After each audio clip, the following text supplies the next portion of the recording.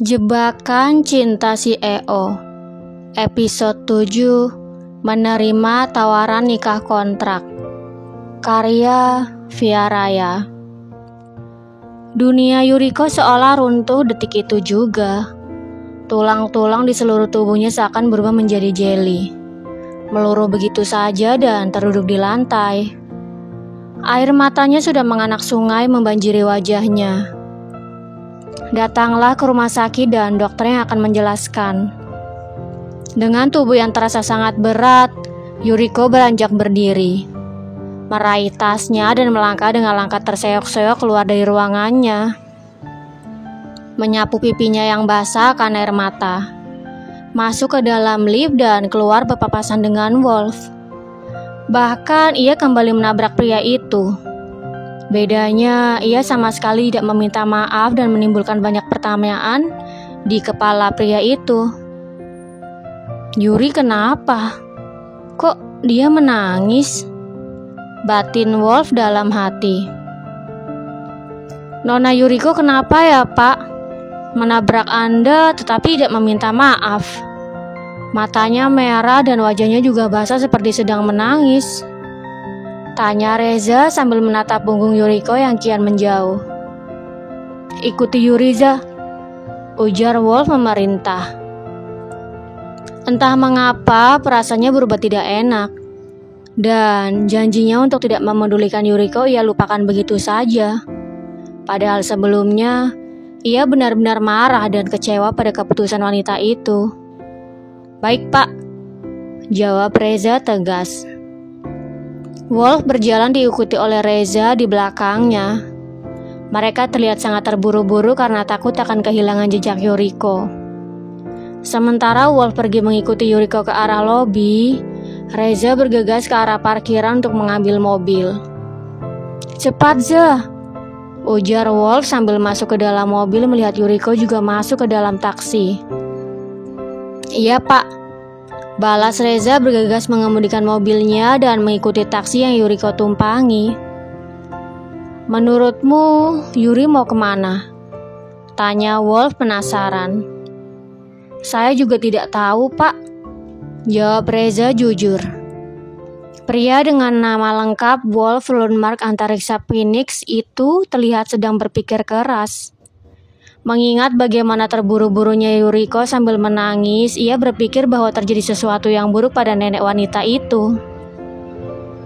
Apa mungkin terjadi sesuatu yang buruk pada neneknya Yuri? Lirih Wolf, tetapi masih bisa didengar samar-samar oleh Reza. Kenapa Pak? Tanya Reza tidak bisa mendengar dengan jelas. Aku pikir terjadi sesuatu pada neneknya Yuri. Kau ingat bagaimana ekspresi wajah Yuri dan betapa terburu-burunya dia kan? Jelas Wolf berusaha mengingatkan. Ya benar. Saya rasa apa yang Anda katakan benar Pak, ucap Reza membenarkan.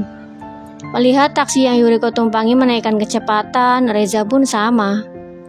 Ia tidak boleh kehilangan jejak taksi itu dan membuat bosnya marah. Mungkin sekitar 20 menit berlalu, mereka sampai di depan Rumah Sakit International Heaven. Melihat Yuriko keluar dari taksi dengan terburu-buru membuat Wolf tidak sabar untuk keluar dari dalam mobil. Kau kembali ke perusahaan saja.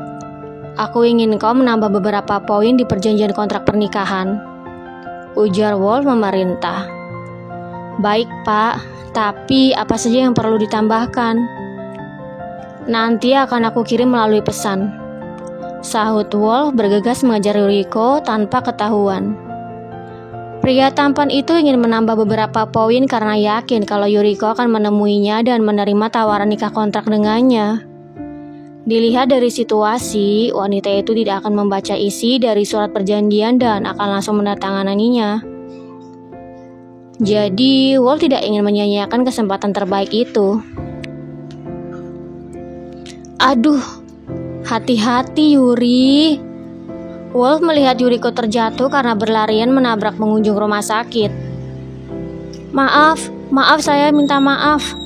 Setelah mengucapkan kata maaf dan membungkuk beberapa kali, Yuriko kembali berlarian. Sebenarnya ada apa dengan nenekmu, Yuri? Tanya pria itu khawatir. Ia hanya bisa membatin karena tidak mungkin menanyakannya langsung pada sang empu. Tidak lama kemudian, sampailah di lorong di antara ruang perawatan. Dari kejauhan, seorang dokter dan perawat baru saja keluar dari ruang perawatan neneknya. Lalu Yuriko langsung menghampiri mereka. "Dok, sebenarnya apa yang terjadi pada nenek saya?" tanya Yuriko. "Nenek Anda menderita kanker perut stadium akhir, Nona. Kondisinya sangat parah dan harus segera dioperasi," jelas dokter dengan tangan yang dimasukkan ke dalam saku seneli. Meski sudah mendengarnya dari perawat ketika ditelepon sebelumnya, tetapi mendengar penjelasan dari dokter secara langsung membuat tubuh Yuriko limbung. Hampir saja ia terjatuh jika tidak lekas berpegangan pada dinding. Sejak kapan, Dok? Kenapa saya tidak tahu? Bukankah nenek saya hanya menderita radang sendi dan sakit perut biasa? Tanya Yuriko dengan bola mata yang memerah dan bulir-bulir bening yang kembali menetes. Tidak mungkin sakit perut biasa sampai dirawat di rumah sakit sebagus itu. Apalagi biaya 1 malam menginap di rumah sakit itu sangat mahal. Tidak, Nona. Sebenarnya nenek Nona sudah menderita kanker perut sejak lama, tapi karena takut Nona akan khawatir, jadi beliau berusaha merahasiakannya dari Nona. Bahkan pertama kali Nona membawa beliau ke rumah sakit ini, beliau meminta kami untuk merahasiakannya dari Nona. Jelas dokter itu panjang lebar. Nenek Yuriko sudah beberapa kali melakukan konsultasi di rumah sakit itu. Berkali-kali dokter menyarankan agar segera dioperasi, tetapi ia menolak. Ambil surat persetujuan operasi agar Walis bisa segera mendatangani dan operasi bisa segera dilakukan. Sambung dokter itu pada perawat yang sejak tadi ada di sampingnya. Baik, Dok, balas perawat bergegas pergi. Kalau begitu, saya permisi. Pamit, dokter. Yuri, lirih Wolf sambil mengulurkan tangan. Sepeninggalnya dokter dan perawat, tubuh Yuriko serasa tidak memiliki tulang. Ia jatuh dan terduduk ke lantai dengan tatapan kosong, tetapi air matanya tidak bisa berhenti mengalir. Tangannya terulur memukul-mukul dadanya yang terasa sesak. Ingin rasanya melampiaskan kesedihannya. Sudah kuduga. Tidak mungkin Yuri bersikap aneh seperti itu kalau tidak terjadi apa-apa pada neneknya. Lirih Wolf menatap Yuriko sendu. Yuriko masih memukul-mukul dadanya, meratapi kekecewaannya atas keputusan sang nenek yang tidak mau memberitahu tentang penyakitnya. Sepersekian detik kemudian, tangisnya pecah. Namun, ia berusaha menutup rapat-rapat mulutnya agar tidak mengganggu pasien, termasuk neneknya. Setelah merasa lebih baik, wanita itu beranjak berdiri dan melangkah pergi. Yuri mau kemana? Kenapa dia kembali ke sini bukannya melihat keadaan neneknya? Manik mata Wolf terbelalak mendapati Yuriko berjalan ke arahnya. Ia berjalan mundur dan hampir terjatuh karena menabrak kursi tunggu. Kemudian ia bergegas duduk di kursi itu bergabung dengan pengunjung rumah sakit lain. Menundukkan kepala berusaha menjemunyikan wajahnya. Maaf Bu, maaf, ujar Wolf ketika tidak sengaja menabrak wanita parubaya. Meski Wolf salah satu pria yang dingin, tetapi sebenarnya ia pria hangat yang memiliki sopan santun. Hanya saja ia berusaha menyembunyikan sisi itu dan selalu menunjukkan sisi dinginnya. Astaga Yuri, kenapa kau hobi sekali lari-lari sih? Keluh Wolf mengejar Yuriko dengan langkah besar.